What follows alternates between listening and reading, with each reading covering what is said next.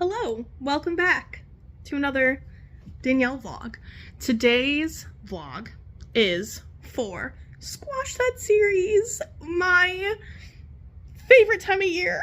If you're unfamiliar with Squash That Series, it's an amazing readathon hosted by Bailey over at Is Bailey Reading, and it is just iconic. The whole goal is to read the series you are already working on, or if you need to, start some new ones, but it's mostly about completing ones you already have on your backlist. There's always a different theme, a different vibe for it. I think I've participated, this will be my third or fourth, I want to say third.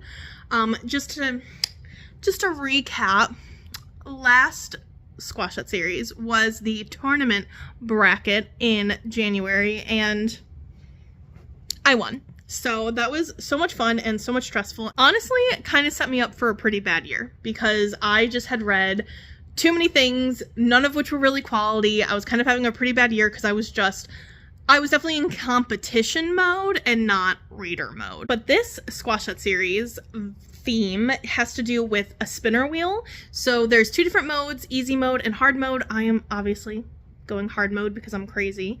And there are 8 wheels altogether, so the goal is to read 8 books and spin 8 wheels within 4 days. I'm not sure how I'm gonna do, but I'm going to certainly try my best, and I think I could read 8 books if I get good spins, which brings me to the fact that we are off to a wonderful start because Nick spun for me last night, and he spun for me to do a book with 300 to 350 pages. Luckily, there was only 2 options I had for this. The first option was going to be Tangled Up in You by Christina Lauren. This is book 4 in the Meant to Be series. Honestly, I wasn't really feeling this one, but I'm like 22nd in line at the library anyway, so not choosing that one. And my only other option to go with was Undercover Bromance by Lyssa K. Adams, and I'm way more excited for this one. It came in at like exactly 348 pages, so 3 more pages and I would not have been able to read it, so I'm a happy camper that it's under because it was my only option. And I didn't realize that when I was looking at my list until I had to actually choose it. So all that to say, this is the first book I'm going to be reading, the Bromance Book Club. The first book had to do with a man who finds out that he has never sexually satisfied his wife, and it kind of comes out because she actually comes one day, and then he freaks out because he feels like his manhood has been attacked, and he's like, why would you fake it and not talk to me? And so then a group of his friends, they're like rich sport boys, tell him about their secret book club that they read romance books for to help understand their women. They then use what they learn to try and get his wife back, try and make her fall in love with him again. I thought the first one was good. I gave it about a 3-star. My problem with his wife was just her inability to communicate with him until things blew up. Like, instead of having small conversations about stuff, she just never spoke up, and then it was like a big fight about her role in their life and stuff like that. But I don't feel like it was too much. I don't feel like it was overdone or anything, so I look forward to reading the next one. I think these covers are beautiful. My hope is that if I give any, I believe there's 4 altogether, if I can give any of them like a 5-star, I'm going to treat myself to owning the series. So let's see if this is the one. I will let you know what's actually the plot of this one when I find out. Hi! Welcome to day 1 of Squash That Series.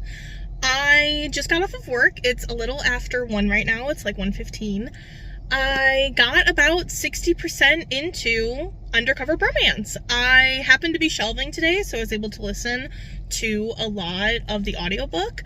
I'm really enjoying the audiobook. I will say I'm leaning right now toward a 4-star. I don't think it's going to hit quite 5. I'll get into that in a second, but I am enjoying it more than the first one, which is a win. I think this was the perfect first spin to get for this challenge because it's just, I'm reading it fast, it's putting me in the mood to read, and I am flying through it, and I'm feeling good. We've decided, because I can't do math, I thought I could get through both wheel sets in this 4 days, which I thought that would be 8 books. No, turns out it's 8 per set, so I would be reading 16 books in 4 days. And I'm gonna still go for it. It's not gonna happen. But now it's a challenge, and now I have to go for it. All that to say, I'm really enjoying the undercover bromance.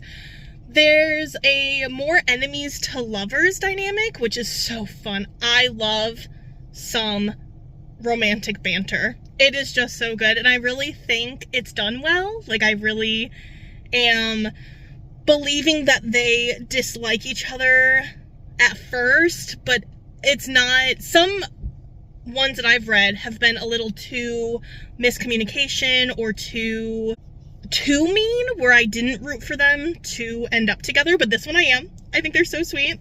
This has to do with our main character, Liv.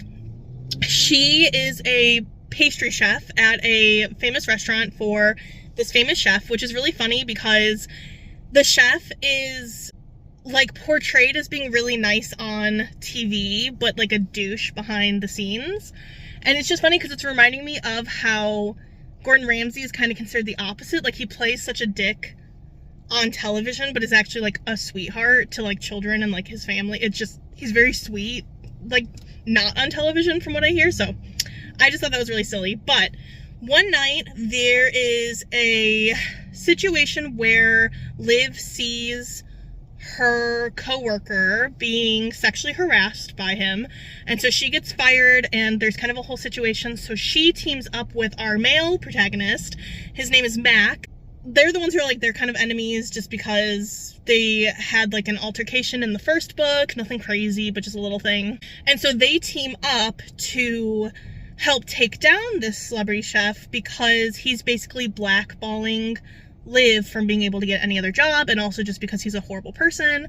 So it's really fun. I like that they have some sort of mission they're going on together. It's making it read really fast, and it's making you want to see how things are going to come together.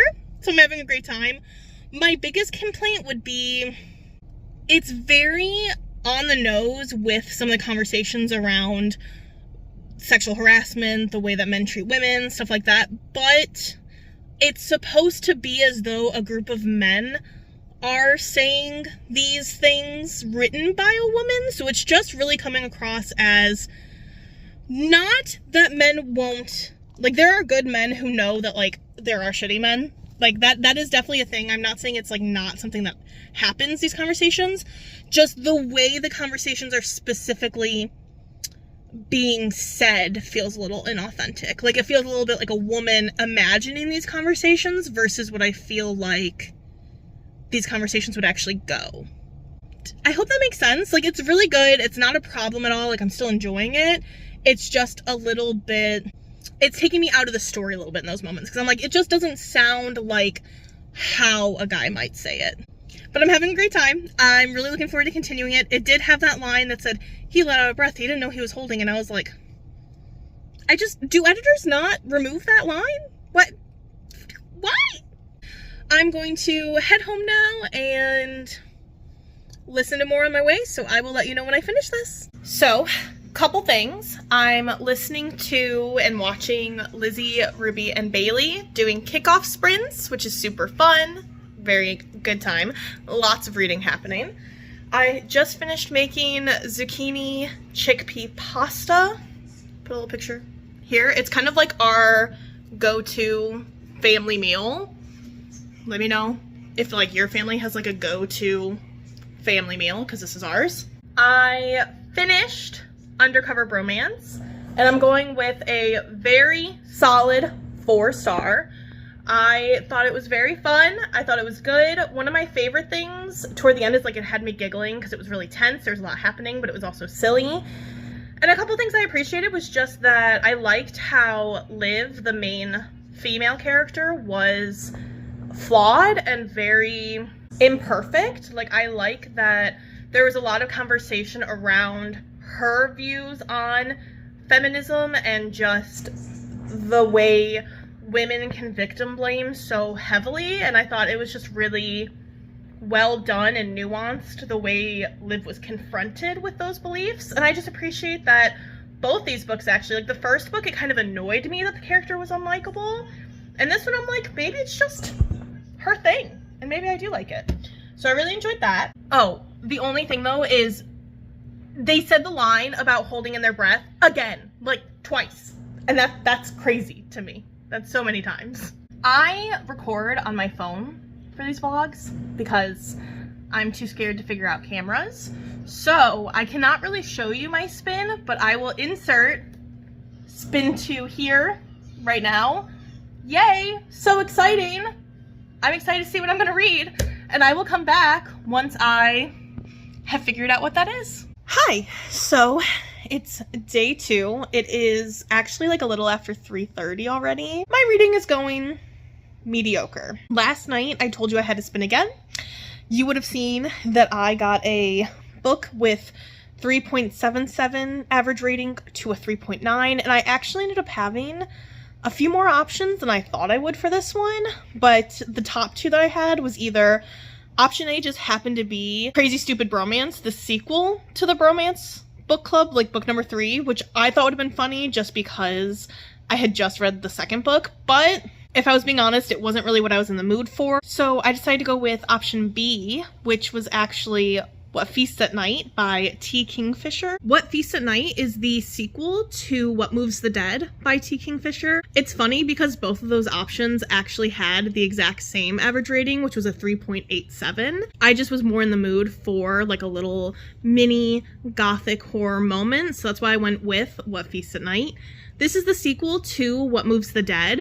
This was the Literally Dead book club pick a couple years ago where you kind of buddy read. It might have been less than a couple years ago, I just can't concept time, but the idea was that we companion read this short novella as well as the mini Edgar Allan Poe story that it was inspired by, which was The Fall of the House of Usher. I ended up really enjoying the Edgar Allan Poe story, and reading them back to back was super fun, and it's the only T. Kingfisher that I've ever read so far.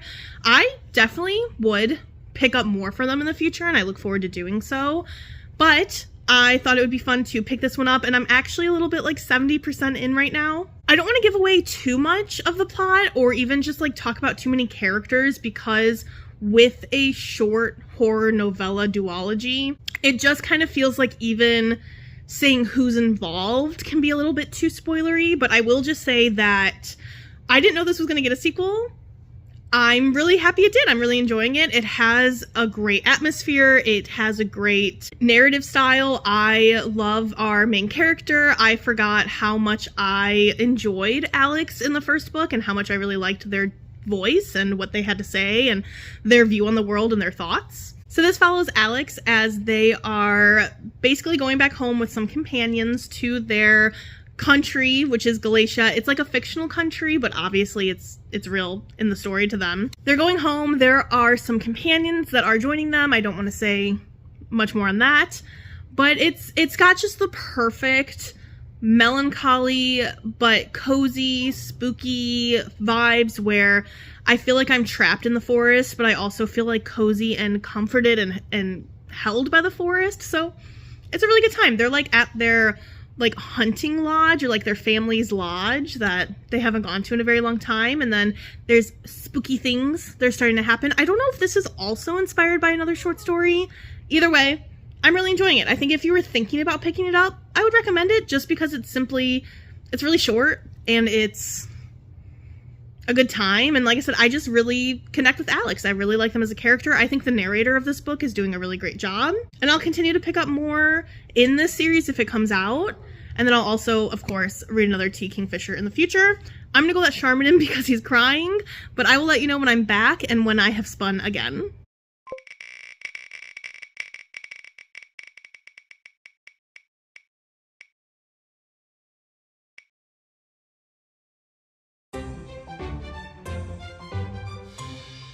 Hi, as you can see, I spun again.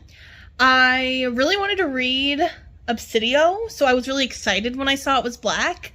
And then after further looking, Nick and I decided that it is indeed gray. So I will cry. And I have two options, one of which was going to be I could read Vengeful by V.E. Schwab.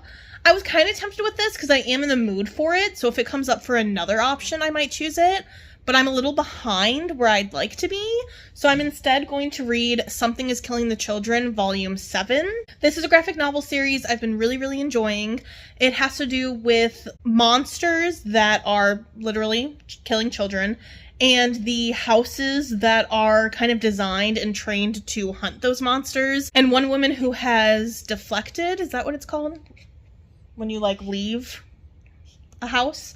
So she's like trying to protect the children, whereas the house, like they're okay with killing anybody to get to the means of killing the monsters. All that to say, it's a really good series. I highly recommend it. And yeah, so I'm gonna read this. I do have a friend coming over tonight, so I'm probably gonna get really self-conscious and not want to film around him. So I will either update you in the future if I do my next spin and move on, or I'll hide in a room and do an update.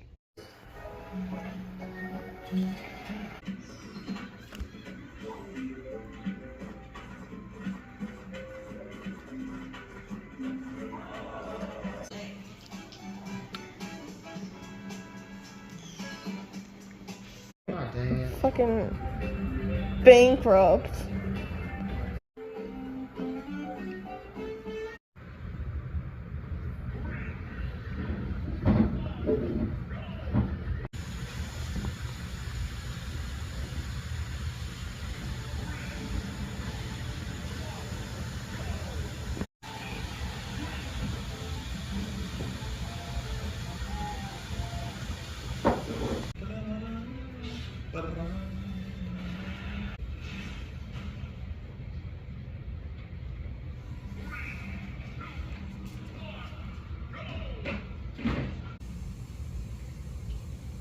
That's quite a combo. Yeah. Oh god.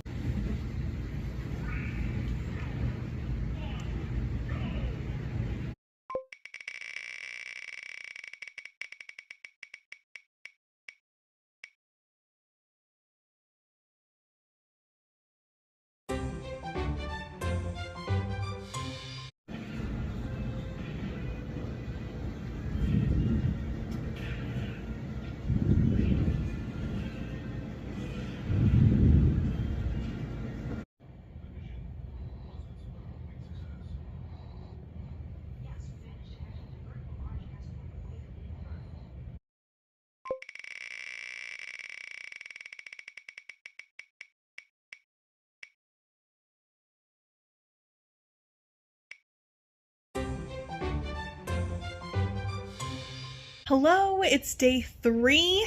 It is a little after 4, so I have some things to catch you up on. My friend just left for the day. We had a great time. Emmett grilled outside. We had some kebabs and he made some steaks. I made this like mac and cheese that I had to make a roux for the first time, but it came out delicious.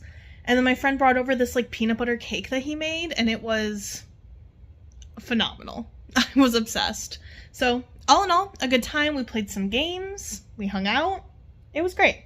So I have finished Something is Killing the Children, Volume 7, 5 stars. I swear to God, every single time I go to read these books, I'm like, I'm not sure if I'm going to really enjoy this. It's been a while since I read the last one. What if I don't remember or anything and I don't connect to the characters? And then by the time I finish it, I'm like, wow, that was the best installment I've read. 5 stars.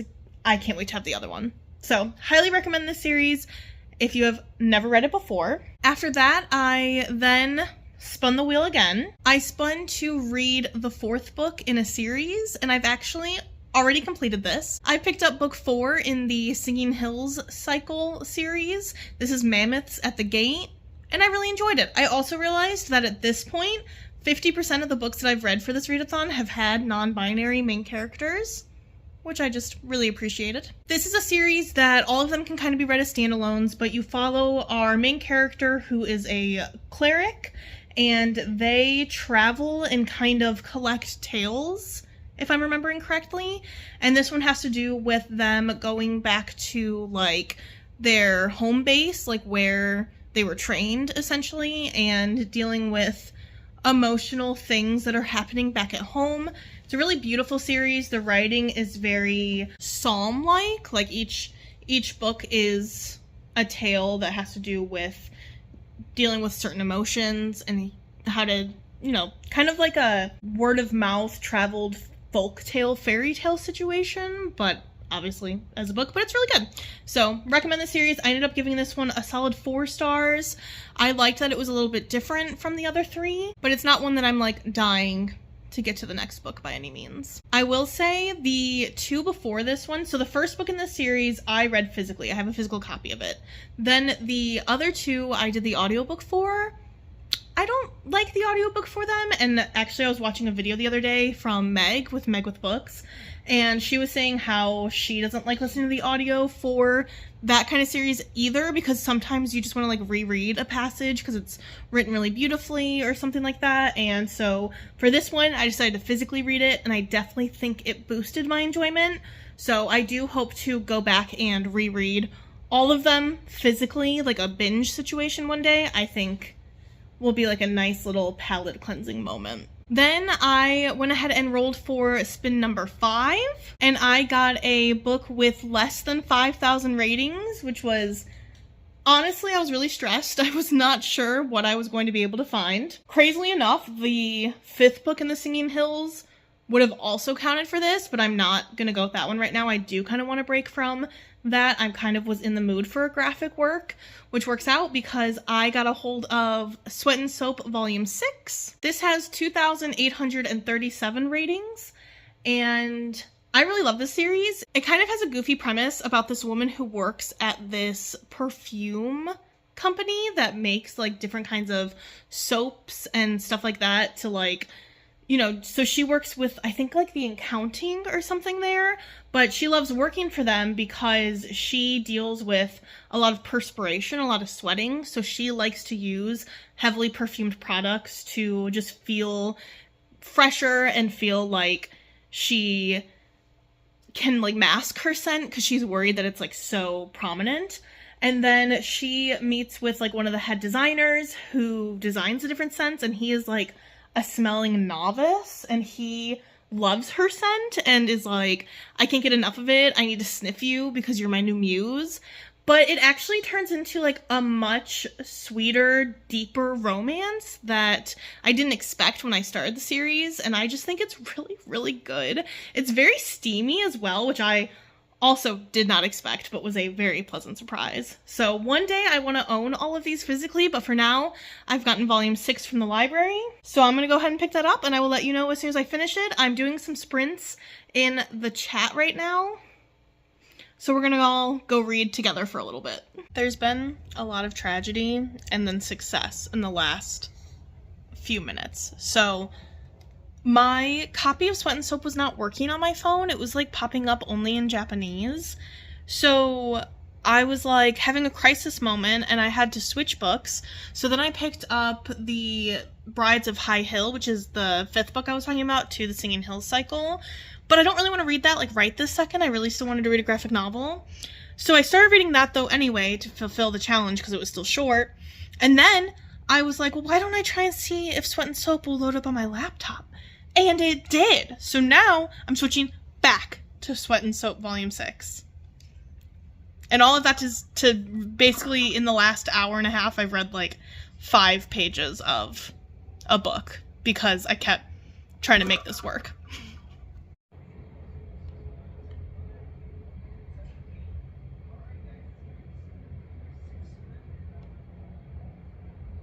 I just want to correct earlier that I was talking about them working at like a scent place. Just a correction, they do specifically soaps because this volume is having them basically shop for perfumes somewhere else. And it is kind of fun though because I'm learning like, I don't know, just a little bit about perfume, which is interesting, and just how they choose fragrances. It's really cool. But it is making the distinction that they sell soaps and she's never tried like a full perfume before.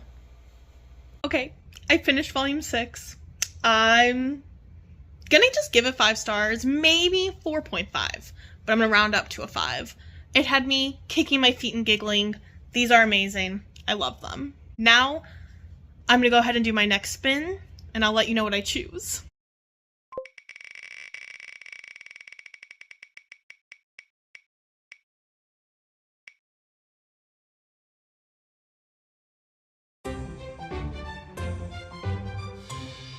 Okay, so I spun for a series that has novellas in it.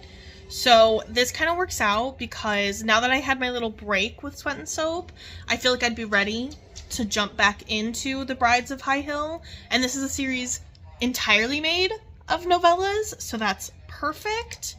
And honestly, I said this in the chat, but it's really felt like I have just been getting, like, really difficult spins, like some of the worst spins, but they're turning into some of the best books that I've read. Like, I'm having a wonderful little weekend of reading. So, overall, pleased with this. I'm going to jump into this. I did not get far enough to know what it's about. I read like 3 pages, like I said, so once I have more of an idea, I'll let you know if there's anything to bring up. But a lot of what I said for Mammoths at the Gate is going to stand with this one, where it's just lyrical storytelling. Really good. Okay, I just finished The Brides of High Hill. This was spookier than the other ones. I actually think I'm going to give it a 5-star. I thought it was really good, which my friend earlier today literally said he didn't like it, but I can totally see why he didn't like it and why I did. It was spookier than the other ones that I read, and it reminded me more of like a twisted Miyazaki film. So like specifically like Spirited Away, something that's like just got this eerie feel throughout it. It was really good. I highly recommend it. I'm gonna go spin for the 7th one, so I only have to finish 2 more books today and tomorrow, and I will have completed this challenge. I don't know if I'm gonna try for 16. I have a lot of other like actual responsibility books I need to get to, so I don't know. I'll let the wheels decide, but I'll be back when I choose my next read.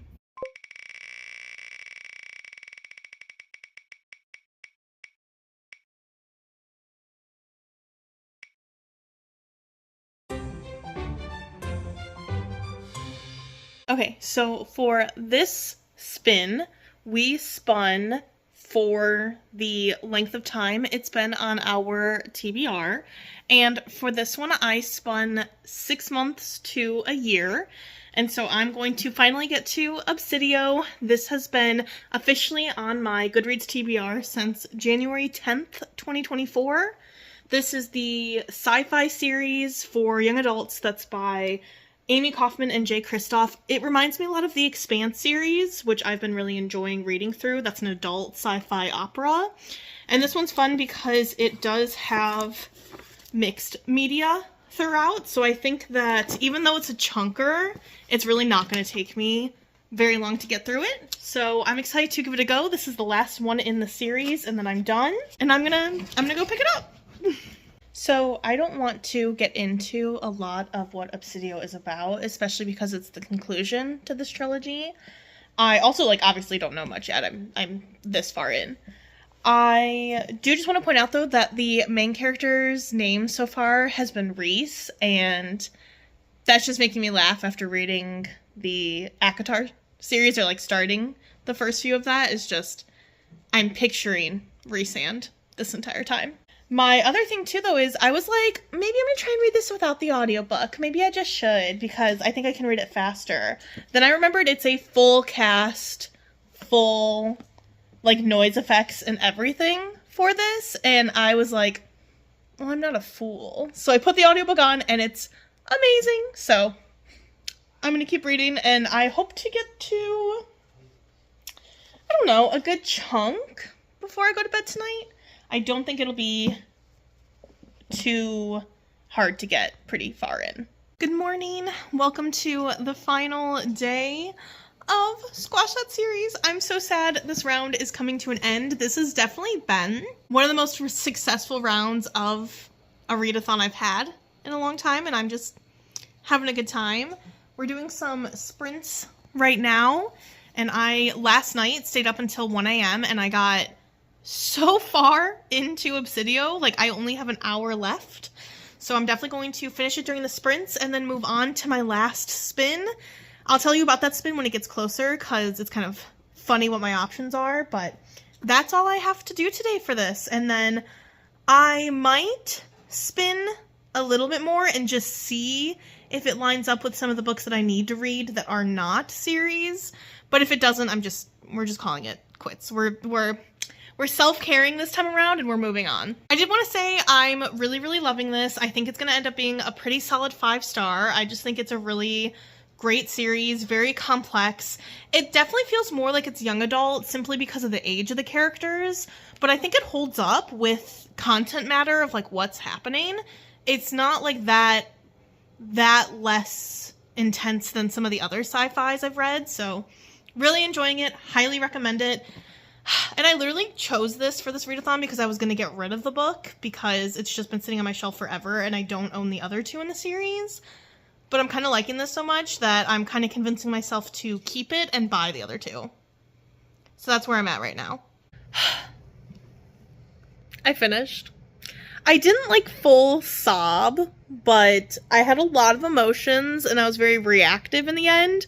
I feel like I should have honestly even tried to film myself like reading the last bits just so you could see me react.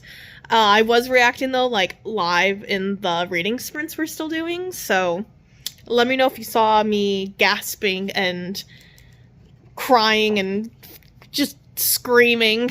But this was really, really good. 5 stars. Highly, highly recommend it. You should definitely pick it up. What a good way to like almost wrap up like a great penultimate book for the entire weekend of reading. This has been a good round of Squash That series. I now have to spin one more time. I only have 2 options, so the final spin is to spin a book from a series that you've read for this round specifically, and there's actually only 2 series that I can do this with because everything else I read either was the final book or all that's out right now or announced, so I obviously cannot, add their next ones in. So I can either read Crazy Stupid Romance or Sweat and Soap Volume 7. I'm going to go ahead and, honestly, I should actually make sure I can even have access to both first, and then I'm going to spin, and we're going to see what happens.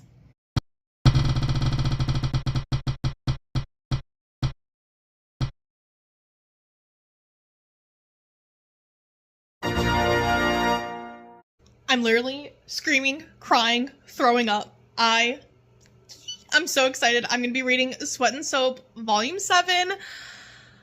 What a perfect little weekend.